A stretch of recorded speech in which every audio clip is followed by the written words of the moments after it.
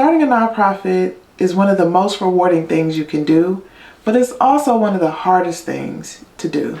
And it's not always for the reasons that people realize when they're first starting a nonprofit. It's not the paperwork, it's not the money, it's not even the people. Let me explain. The hard part about starting a nonprofit is the waiting. It's the middle. It's what happens on the journey to get wherever you're trying to go. So usually when people ask me for advice about starting a nonprofit, I say two things. Pay attention to your money and pay attention to your people.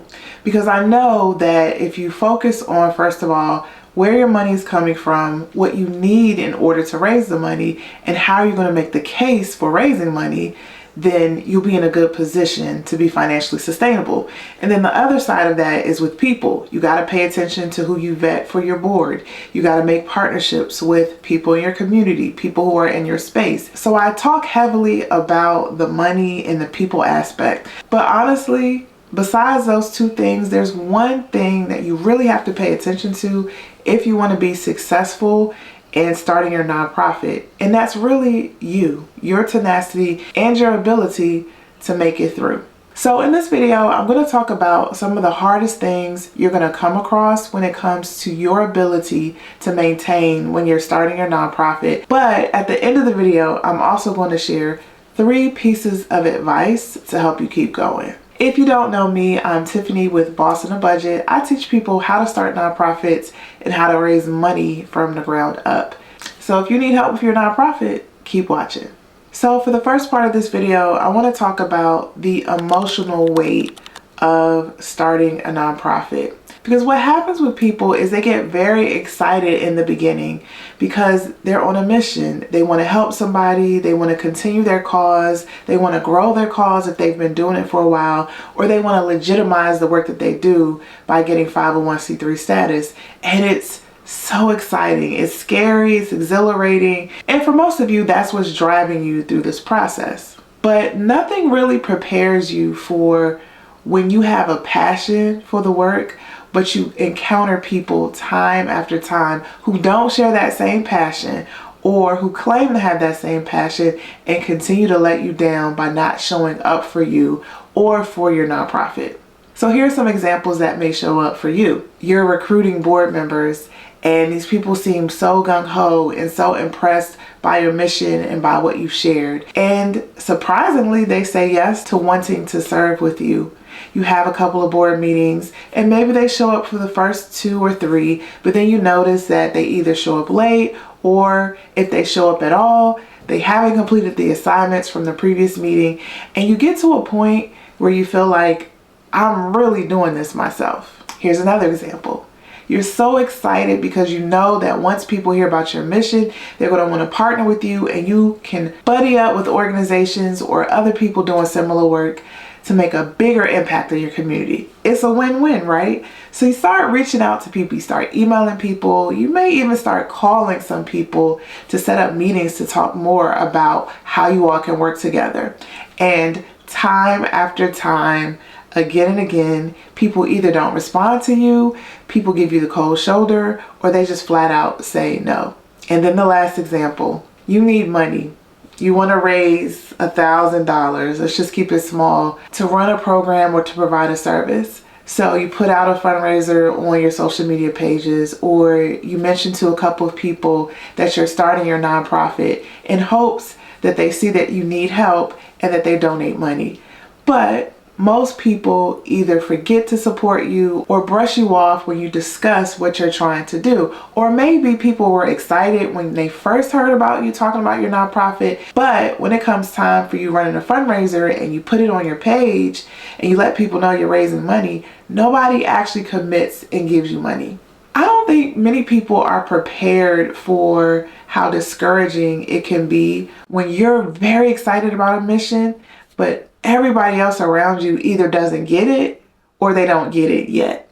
And in the beginning, you're okay with that because you decided to start the nonprofit. This is your baby. You don't need anybody else to validate you, but as months go by, as years go by, and you feel like not enough people are supporting a great mission and you're doing good work, it really can wear you down. And let me be clear, I'm not saying this to discourage you, and I'm not saying this if you've had these experiences as some kind of validation that you're not supposed to do this. What I'm trying to do is share that this is normal. It takes time. There are going to be moments when it feels like it's just you on an island fighting for your mission, fighting to do the thing that's your dream, fighting to do the thing that a lot of you believe God placed you on this earth to do. What I'm trying to say is that feeling that you're going to feel is normal, and that's part of the process, but people don't quite prepare you for that feeling of void or that feeling of isolation. So I want you to know that there may be times that you're going to feel that, but here are 3 things you can do to prepare and to get through that process. So how I'm going to phrase this is 3 truths that you need to accept. I'm not saying that word right, truths, whatever you want to call it, but 3 things you just have to accept to be able to get through the process of starting a nonprofit. The first thing you got to understand is that in most situations, you're not going to see results right away, or you're not going to see the results that you want to see right away. And this could be with anything. It could be with you getting board members, because that's a challenge for a lot of people. You feel like you put out some feelers and you're expecting people to say yes, and sometimes people don't, or sometimes it takes people weeks or months to decide whether or not they want to say yes. Or you're trying to do your paperwork and you're thinking it's easy peasy. People say it's just easy. It's a 2-page thing you do with the IRS, but you might get a response from the IRS and there's some back and forth and it takes longer. Or you want to run a program, but you realize you need a little bit more money, or it's going to take more time to iron it out. Or maybe the program, the way you originally designed it, needs to be tweaked, needs to be changed, and you may need more time to actually get it right. Whatever it is, just know that it's probably going to take more time to get to the end result that you're looking for. And it's definitely going to take a lot of time for you to get to the point where you're raising enough money, or you feel like you have enough time to do all the things that you need to do for your nonprofit. And honestly, you may never feel like you have all the time in the world to do the things for your nonprofit, but accept that this takes time. A lot of people start their nonprofit because it's a personal mission and they feel like, well, I want to do this, so I'm going to do it. But then they realize, well, I can't do this unless I have this in place, or unless I have this person, or unless I have this paperwork and this form. And oh my goodness, why is this so complicated? But just know that's what it is. But here's the bright side of that. It's so good because by you going slow and you learning the process and you going through the journey, it makes you better, it makes you wiser, it makes you more competent.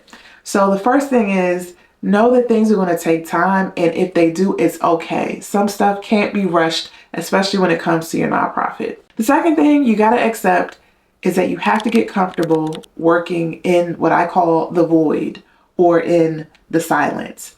There's going to come a time where you're completing your mission, you may be running your programs, or you may be doing all the things that I say to do or other experts say to do, and you're not really getting any validation or affirmation for it. You're just working, hoping that this somehow is going to do something for you, or this somehow is going to work.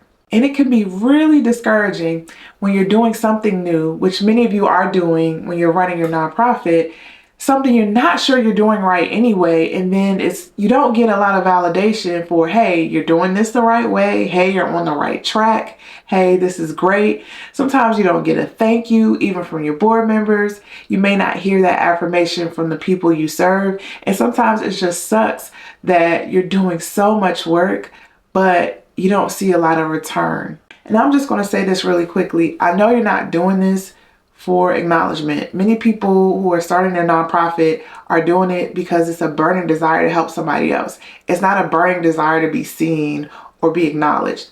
But it's really hard to be doing things that are thankless and not get a thank you. And it starts to wear on you. So I want you to understand that there are going to be those moments, and you got to get comfortable with those moments. And those moments are an opportunity for you to reflect on why you're doing it, because you're not always going to get that external validation. But if you know within yourself why you're doing this and how it's important to you, then that will give you the direction you need, whether it's to keep going, whether it's to stop, to take a break, whatever is next for you. Always cling to that why and know why you're doing it to give you the focus you need. And the third truth I want you to accept is probably the hardest, but it's really important for you to get. This is bigger than you, and you cannot take this stuff personally.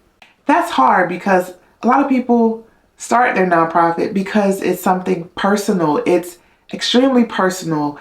It's something you've experienced, it's something you've witnessed, or something you've done in the past that means a lot to you that you want to continue or grow through your nonprofit. It's incredibly personal, but you have to realize that when you flip the switch and become an actual nonprofit corporation and a 501c3 organization, it is not about you. You are not the focus. Your desires, your wishes are not central to the work of the organization. The mission is central. What is most important is that your mission is accomplished. What's not most important is that your wishes are accomplished. And sometimes your wishes and the mission are aligned. They're the same. And sometimes they're not. But once you become an organization, you have to separate yourself and understand that it's not all on you. So that means it's not all your responsibility to do all the work. It's not your responsibility to pay for everything. It's not your responsibility to ensure that the organization runs for a long time.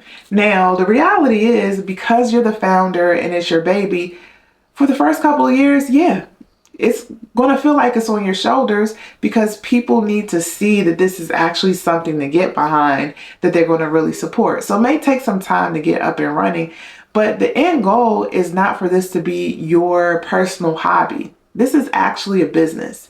And if you want to run a functioning business, it has to get to a point where it doesn't just depend on you to run. That if you were to step away, or if you had to do something different for a minute, the organization could still function and do the work it needs to do, even if you're not central to the work of the organization, even if you're not in the middle of doing everything, if that makes sense. That's the real goal, because it's more than a personal mission. If it's a personal mission, you don't have to get the IRS involved. You don't have to get the state involved. But once you do that, it becomes so much bigger than you. But I'm not saying it to discourage you or to judge you because you take this personal or it's something that's really close to your heart. That's fine. And that's important. And that's what makes you special. But I want you to understand that you can't take it personally. That's why it hurts so much when people don't want to support you, or that's why it hurts so much when the organization has been around for 10 years and you feel like you haven't done enough. You really take this personally. But I want you to divorce yourself from that and understand that even if your organization never raises $1 million, never raises $50,000, it's not some big personal failure. It's not all on you to make this succeed. Yes, you are the leader. Yes, you are the person to steer the organization and to get people involved and get people energized around your mission. But at some point, it has to be more about the mission and not about you, so that when things don't go the way you want them to go, it doesn't feel like, oh, I messed up. I did something wrong. So my biggest piece of advice around this point is don't take things so personally, and make sure you separate yourself from the success of the organization, and know that just because the organization isn't where you want it to be, or whatever happens, because it may grow to where you want it to be, but in case it doesn't, that's not a reflection of whether or not you were able to fulfill whatever you needed to fulfill for yourself personally. This is the last point I just want to leave with you. If you helped one person, if you had one conversation, if you raised $1, you did something. I talk to a lot of people who are in the process of starting their nonprofit, and a theme that I see is people are like, I'm supposed to have been doing this. I just keep delaying it. I don't know if I'm doing the right thing. I'm taking so long, right? It's just, they feel the burden of not being better or not being greater. But I want you to understand that most of you have probably already helped somebody, whether or not your organization got started or not, whether or not you did the paperwork right or not, whether or not you had your accounting together or not. You still helped and impacted somebody, and that's what matters. The point of you even going through this is to accelerate your impact, is to grow your impact, is to use the tools given to you by the federal government and the state government to grow your impact. But just know that that doesn't make or break you. You could still help somebody whether you have the paperwork or not. And you still are making an impact. You still are doing good. And the world still needs you. If you need help with your nonprofit, you can always visit me at bossandbudget.com. If you need help for starting a nonprofit, you need a step-by-step checklist for starting your nonprofit, comment startup checklist below, and I'll send you a link so you can download my free checklist. Thank you so much for watching. I will see you in the next video.